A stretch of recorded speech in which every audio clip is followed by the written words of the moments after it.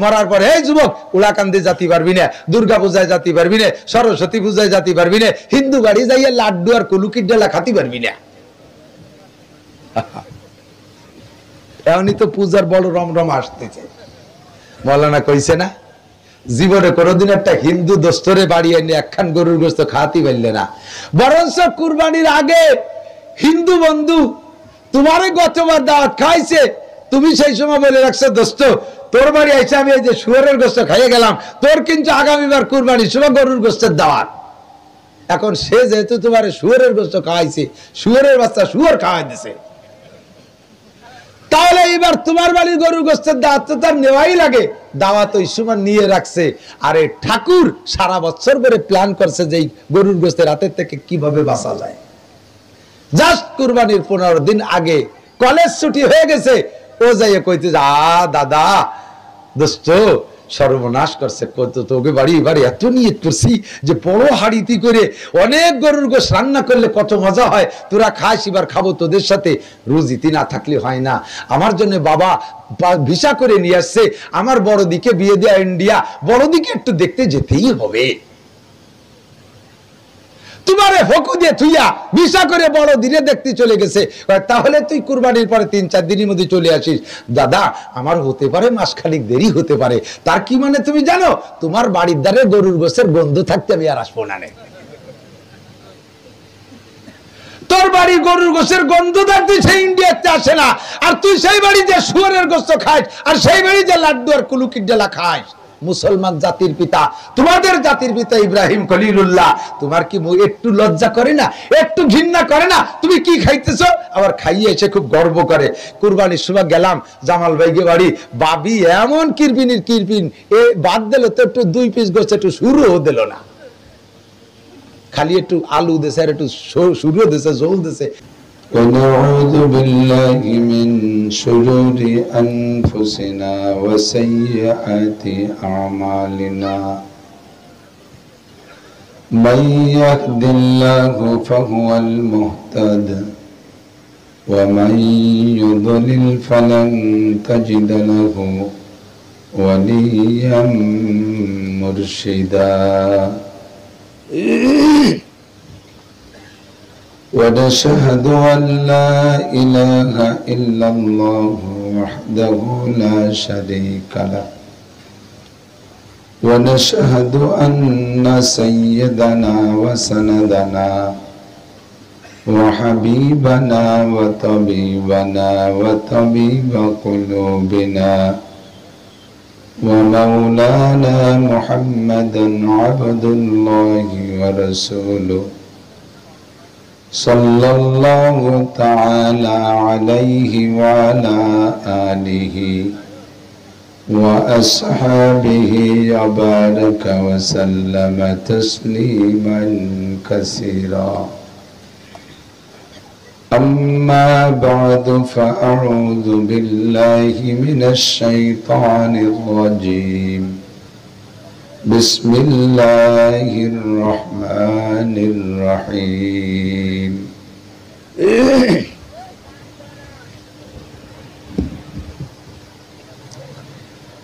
إن أول بيت وضع للناس للذي ببكة مباركا وهدى للعالمين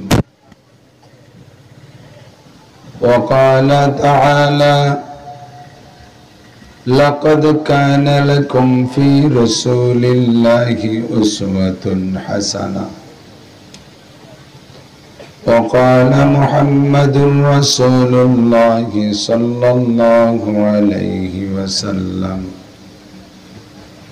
من بنى لله مسجدا بنى الله له بيتا في الجنة وقال النبي صلى الله عليه وسلم علمني ربي فأحسن تعليمي وأدبني ربي فأحسن تأديبي أو كما قال عليه الصلاة والسلام صدق الله مولانا العظيم وصدق رسوله النبي الكريم سبحانك لا علم لنا إلا ما علمتنا إنك أنت العليم الحكيم جزى الله عنا محمدا ما هو أهله سبحان الله وبحمده سبحان الله العظيم رب اشرح لي صدري ويسر لي أمري واحلل عقدة من لساني يفقه قولي رب زدني علما اللهم أرنا الحق حقا وارزقنا اتباعه وأرنا الباطل باطلا وارزقنا اجتنابه সকলে বলি আমিন।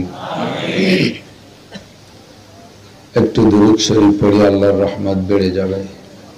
اللهم صل على محمد وعلى آل محمد كما صليت على إبراهيم وعلى آل إبراهيم إنك حميد مجيد اللهم بارك على محمد وعلى آل محمد كما باركت على إبراهيم وعلى آل إبراهيم إنك حميد مجيد।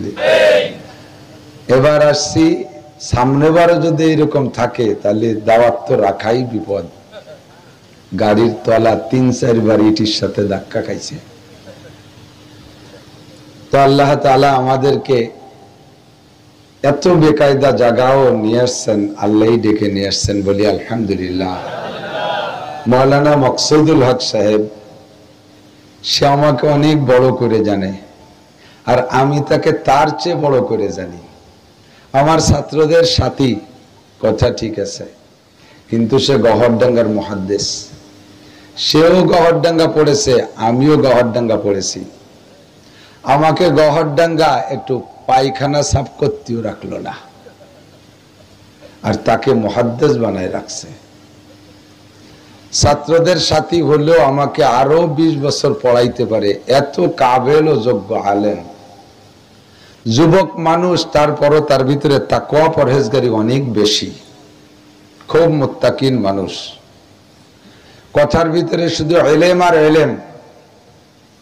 এমন একজন মানুষ, আমাদের দেশীয় ভাষায় একেবারে ঠান্ডা মাথায়, সুরও নাই, গজলও নাই, সুন্দরভাবে আমাদের কোরআন হাদিসের অনেক অনেক সহি কথা শিখেছে। কথা বলেন?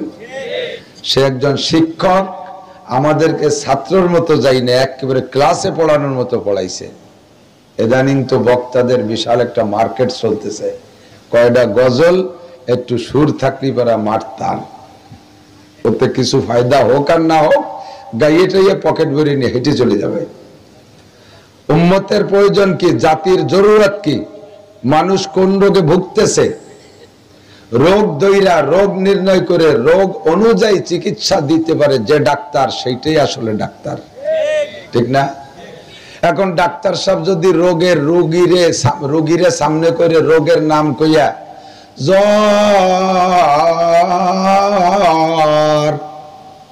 জ্বরের নাম কত এতখানিক টাইনি সুর দিয়ে জ্বর কলো, তাতে কি জ্বর সারি যায়? প্যারাসিটামল একে এত সুর দিয়ে কওয়া লাগে নাকি? প্রেসক্রিপশনে লিখে দেবে প্যারাসিটামল নাপা, সকাল বিকেল দুপুর খাওয়া, হয়ে গেল চিকিৎসা, ওতে সুর লাগে না।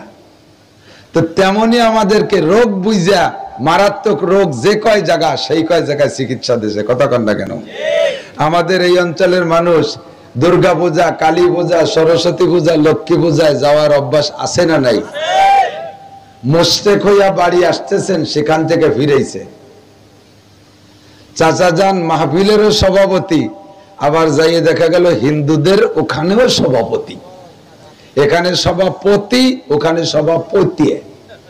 হিন্দুকে গেলে সভাপতি লাগায় না, ওখানে যে সভাপতি আর মাহফিলে এসে সভাপতি। अल्लाह खुश रहे शैतान भी राजी रहे रहमान भी। শয়তানও খুশি থাক, আল্লাহও রাজি থাক। এই দ্বিমুখী মুসলমান মুসলমান। নামাজ, রোজা, হজ, যাকাত, টুপি, দাড়ি, তবলিগ, সরমুনাই, মসজিদ, মাদ্রাসা, ঈদগাহ, গোরস্থান, ফরজ, ওয়াজিব, সুন্নাত, মুস্তাহাব, ঢিলা, কুলুক, মেসক, দস্তরখান, পাগড়ি, জামা, জুব্বা। ইবাদত তো এই কয়টা।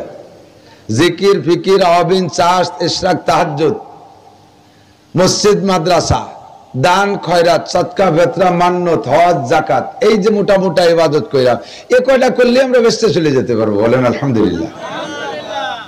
এই সবগুলো করার পরও লক্ষ লক্ষ মুসলমান বিনা হিসাবে জাহান্নামে চলে যাবে, এক সেকেন্ডও জান্নাত পাবে না। এর কারণই হলো শিরিক, যে কথা মাওলানা এতক্ষণ পর্যন্ত বুঝাইছে।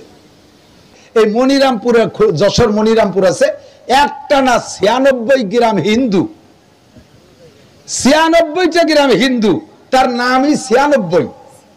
ওই জায়গায় এমন এমন বুড়ো বুড়ো হিন্দু প্রবীণ মুরব্বী বুড়িরা আছে, তারা জীবনেও কোনোদিন মুসলমান দেখে নাই। আমি যে খবর শুনলাম, এক বুড়ি বলে কয়, এই একটা নাইড়িয়ে দড়িয়ে নিয়ে আসতে দিদি, নাইড়িয়ে কিরম দেখবো, মুসলমানকে নাইড়িয়ে কয় তো খেবায়। আমরা যেমন ওনাকে চালাল কই, উন্ডা আমাকে খেবাইয়ে নাইড়িয়ে কয়।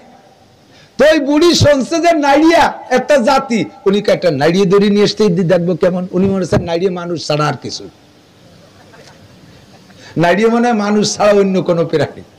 পরে যারে কইছে সে যুবক, তার একটা বন্ধু মুসলমানদের নিয়ে গেছে, মা এই যে একটা নাইড়িয়ে আনছি, ওদি তো ওর মতো, ওদি মানুষ, মনে হচ্ছে নাইড়িয়ে মানুষ ছাড়া আর কিছু। ওই 96 গ্রামের ভিতরে আমি গেছি মাহফিল করতে, হিন্দুকে আড্ডায়, প্রায় 16-18 বছর আগে হবে। একটা গ্রামের সব হিন্দু হিজরত করে ইন্ডিয়া চলে গেছে। ওই জায়গাগুলো মুসলমানরা কিনে নিয়ে এইরকম আপনাদের মতো 20-25টা ঘর সেখানে বসবাস শুরু করছে। একটা মসজিদ, জাস্ট এইরকম একটা ছোট মোটো মসজিদ, অবশ্য মাটির উপরে বানাইছে, এটা তো পাঠাতনের উপরে। ওই মসজিদের চত্বরে মাহফিল। আমি আশ্চর্য হয়ে গেলাম। ওরাই বলতেছে, হুজুর আজ থেকে 5 বছর আগেও ভাবতে পারি নাই যে 96 গ্রামের এরিয়ার ভিতরে এখানে মসজিদ হবে আর এখানে আজান হবে, আল্লাহু আকবারের আওয়াজ এই এলাকার হিন্দুদের কানেও যাবে, এটা আমরা ভাবতে পারি নাই। আল্লাহ তাআলার মঞ্জুর। ইব্রাহিম আলাইহিস সালামের হাতের বালিও জায়গা পড়ছে, এতদিন পর্যন্ত গজাই নাই, পানি সার ওষুধ তো লাগবে, বীজ গজাতে লাগবে না কিছু। এইবার এসে 20 ঘর মুসলমান এসে যখন পানি আর সার ওষুধ দিয়েছে, সেই বালির দানাটা জ্বালাই গেছে, মসজিদ হয়ে গেছে। আপনাদের এই বিলির ভিতরে অজাপাড়া গাঁও, রাস্তা নাই, ঘাট নাই, কোন যাতায়াত ব্যবস্থা ভালো নাই, 15-16-20 ঘর মানুষ চলে আসেন, আইসা এখানে একটা নামাজের ব্যবস্থা তৈরি করেছেন, এর নাম হলো মসজিদ। আমি আপনি যত বাধা দেই না কেন, আমি আপনি যত ছোট বলে হিংসা করি না কেন, এর মধ্যে ইব্রাহিম আলাইহিস সালামের হাতের বালু আছে। কথা বলেন ঠিক কি ঠিক না? ইব্রাহিম আলাইহিস সালাম এমনই নবী, মিল্লাত আবিকুম ইব্রাহিম ওয়া সাম্মাকুমুল মুসলিমিন। মুসলমান জাতির পিতার নাম কি? কথা কয় না কা? আর আমরা গোপালগঞ্জের মানুষ, তাই বলে কি ইব্রাহিম আলাইহিস সালামের জাতির পিতা কম না?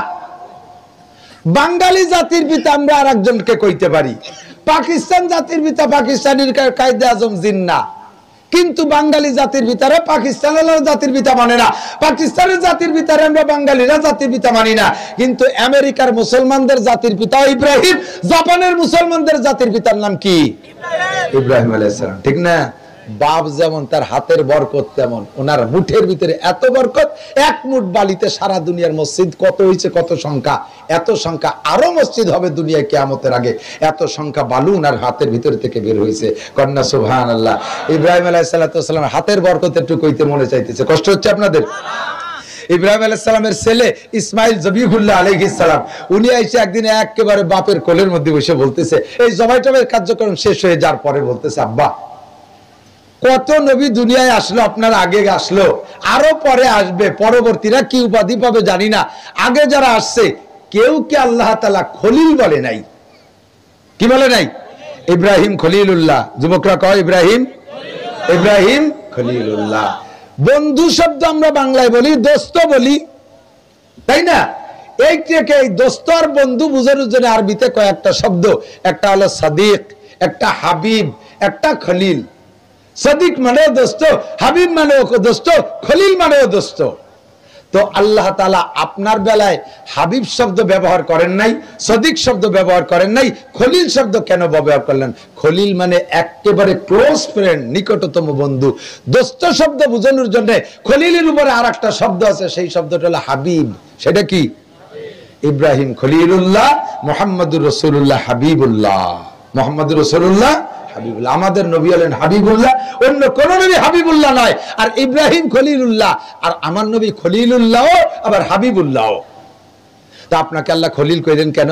ইসমাঈল আলাইহিস সালামের প্রশ্নের জবাবে ইব্রাহিম আলাইহিস সালাম বলতেছে, বাবা আমি তিনটে গুণে আল্লাহর খলিল হইছি। কয় গুণ? তিন গুণে আল্লাহর খলিল হইছি। এক নম্বর গুণ হলো জীবনেও কোনোদিন আমি মেহমান ছাড়া খানা খাই না। মেহমান ছাড়া আমি খানা খাই না। মেহমান আল্লাহর বরকত, মেহমান বাড়ি আসলে বরকত আসে। আমি খানা পাক হইলে বাসায়, খানা পাক হইলে মেহমান অপেক্ষা করতাম, দেখি মেহমান পাই নাকি। যদি মানুষ মেহমান পাইতাম তাকে নিয়ে আমি খানা খাইতাম। আর যদি কখনো মানুষ মেহমান না পাইতাম, কমপক্ষে বিড়াল কুকুর পাইলো তাকে একটা প্লেটে করে কিছু দিয়া এরপরে আসমান থেকে খানার বরকত নিয়ে আমি খানা খাই। এই একটা গুণ আমার মেহমানদারির যোগ্যতার কারণে আল্লাহ তাআলা আমাকে খলিল বলে ডেকেছেন। ইব্রাহিম খলিলুল্লাহ আলাইহিস সালাতু ওয়াস সালামের হায়াতের শেষ প্রান্তে যায়া একদিন জিবরিল আলাইহিস সালাতু ওয়াস সালাম ঈসা ইব্রাহিম খলিলুল্লাহকে বলতেছেন, ইয়া খলিলুল্লাহ আতামুতাম তাহিয়া, ওগো আল্লাহর খলিল ইব্রাহিম, আপনি কি মরার জন্য প্রস্তুত নাকি আপনি আরো অনেক দিন বেঁচে থাকতে চান? এই দোস্ত, সব নবী রাসূলদের কাছে আল্লাহ তাআলা মরণের আগে ফেরেশতার মাধ্যমে জিজ্ঞেস করছে, তুমি কি আরো দিন বেঁচে থাকতে চাও নাকি তুমি মরার জন্য প্রস্তুত? কিন্তু তোমারে আমারে কি জিজ্ঞেস করবে? ও লালটু, তোর কি মদ খাওয়ার কাজ শেষ না আরো কয় বোতল বাহির হয়েছে? আগেই মারবো না পরে খাইলি দিয়ে মরবি? এই ফাঁকা ডাঙ্গায় বাড়ি বানাইছিস, গাঁজা বাখাতি বাড়ি জুত, পুলিশ এ জায়গায় আসতে পারে না। কথা বল না কে? আকাম করতে বাড়ি কায়দা, ফাঁকা জায়গা গেলি আকাম করা যায়। যত প্রকারের আকাম এই ফাঁকা জায়গা বাড়ি করতে সুবিধা। তাহলে তোমারে কোনোদিন জিজ্ঞেস করবে না তুমি কি প্রস্তুত আছো মরার জন্য নাকি আরো কিছুদিন বেঁচে থাকতে চাও? বাইরে 7.5 কোটি বাঙালি মুসলমান, হিন্দু মুসলমান সকলে সম্মিলিত আমাদের একটাই মাত্র নেতা ছিল বঙ্গবন্ধু শেখ মুজিবুর রহমান। কথা বলেন ঠিক ঠিক না? আমাদের দেশের বিশেষ করে গোপালগঞ্জের মধ্যে তো কোনো আমলিগির ভেজাল নাই। আপনারা সকলেই বলবেন আমাদের সকলের নেতা বঙ্গবন্ধু। এই লোকটা জীবনের অর্ধেক টাইম জেল খাইটা এবং দেশকে দেশান্তর ভ্রমণ কইরা জীবন বিসর্জন দিয়া দুনিয়া কিছু কামাই না কইরা বাংলাদেশকে স্বাধীন করে গেছে। তাহলেই বাংলাদেশ নিয়ে তার কত স্বপ্ন ছিল, বাংলাদেশকে কত সুন্দর করে মডেল করে গড়বে, এইটা তার ফিকির ছিল।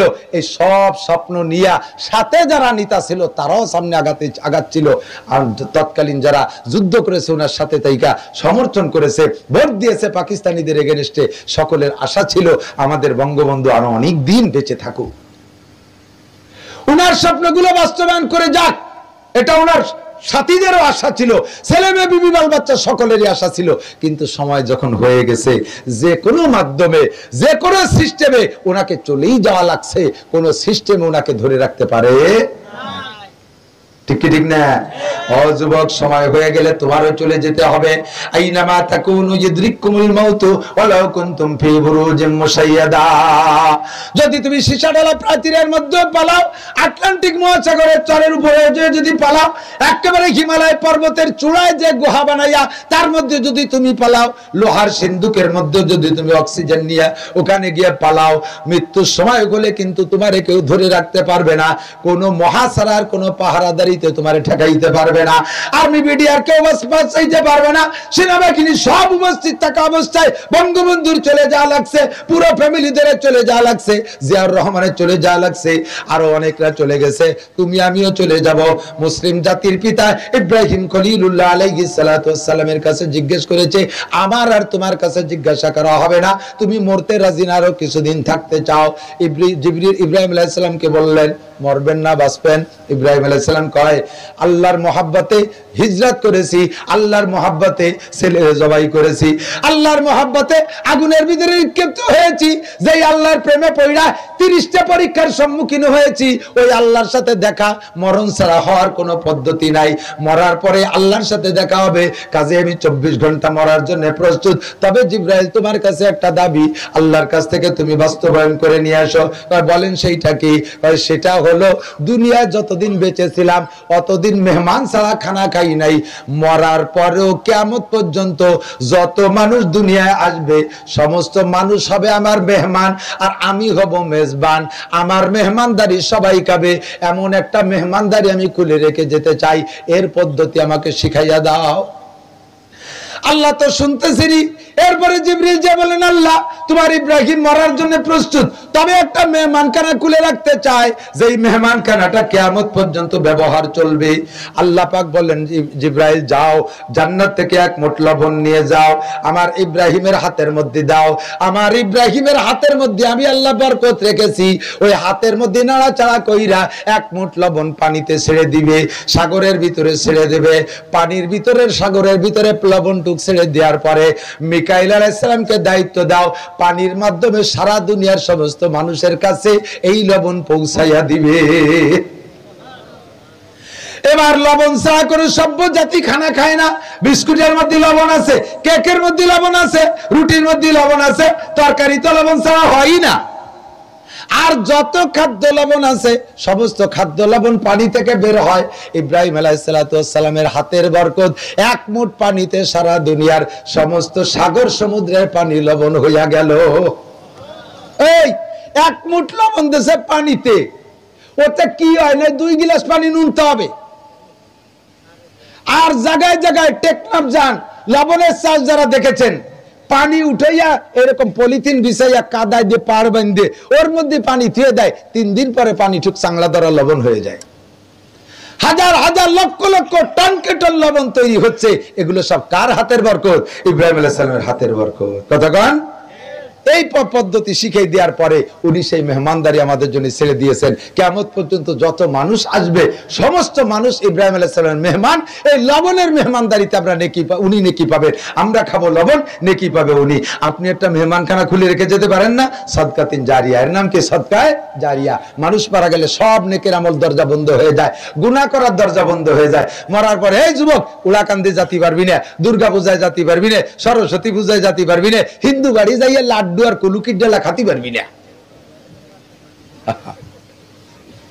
এমনি তো পূজার বড় রমরম আসতেছে। মৌলানা কইছে না, জীবনে কোনোদিন একটা হিন্দু দোস্তরে বাড়ি এনে 1 খান গরুর গোশত খাওয়াতে পারলে না। বরঞ্চ কুরবানির আগে হিন্দু বন্ধু তোমারে গতবার দাওয়াত খাইছে, তুমি সেই সময় বলে রাখছো দোস্ত তোর বাড়ি আইসে আমি এই যে শুয়োরের গোশত খাইয়ে গেলাম, তোর কিন্তু আগামীবার কুরবানির সময় গরুর গোশতের দাওয়াত। এখন সে যেহেতু তোমার শুয়োরের গোশত খাওয়াইছে, শুয়োরের বাচ্চা শুয়োর খাওয়াই দিছে, তাহলে এবার তোমার বাড়ির গরুর গোশতের দাওয়াত তো তার নেওয়াই লাগে। দাওয়াত ওই সময় নিয়ে রাখছে। আরে ঠাকুর সারা বছর ধরে প্ল্যান করছে যে গরুর গোশতের হাতের থেকে কিভাবে বাঁচা যায়। জাস্ট কুরবানির 15 দিন আগে কলেজ ছুটি হয়ে গেছে, ও যাইয়ে কইতে যা দাদা দোস্ত সর্বনাশ করছে, তোকে বাড়ি বাড়ি এত নিয়ত করছি যে বড় হাড়িতে করে অনেক গরুর গোশত রান্না করলে কত মজা হয়, তোরা খাস, এবার খাবো তোদের সাথে। রুজিতি না থাকলে হয় না। আমার জন্য বাবা ভিসা করে নিয়ে আসছে, আমার বড় দিকে বিয়ে দেয়া ইন্ডিয়া, বড় দিকে একটু দেখতে যেতেই হবে। তোমারে ফকু দিয়ে থুইয়া ভিসা করে বড় দিনে দেখতে চলে গেছে, তাহলে তুই কুরবানির পরে 3-4 দিনের মধ্যে চলে আসিস। দাদা আমার হতে পারে মাসখানিক দেরি হতে পারে। তার কি মানে তুমি জানো? তোমার বাড়ির দ্বারে গরুর গোশতের গন্ধ থাকতে আমি আর আসবো না। তোর বাড়ি গরুর গোশতের গন্ধ থাকতে সেই ইন্ডিয়াতে আসে না, আর তুই সেই বাড়ি যে শুয়োরের গোশত খাস, আর সেই বাড়ি যে লাড্ডু আর কুলুকির ডালা খাস। মুসলমান জাতির পিতা, তোমাদের জাতির পিতা ইব্রাহিম খলিলুল্লাহ, তোমার কি একটু লজ্জা করে না, একটু ঘৃণা করে না? তুমি কি খাইতেছো? আবার খাইয়ে এসে খুব গর্ব করে। কুরবানির সময় গেলাম জামাল ভাইকে বাড়ি, বাবি এমন কিরপিনির কিরপিন, এ বাদ দিল তো একটু 2 পিস গোশত একটু শুরুও দিল না, খালি একটু আলু দেশে আর একটু শুরু দেশে, ঝোল দেশে।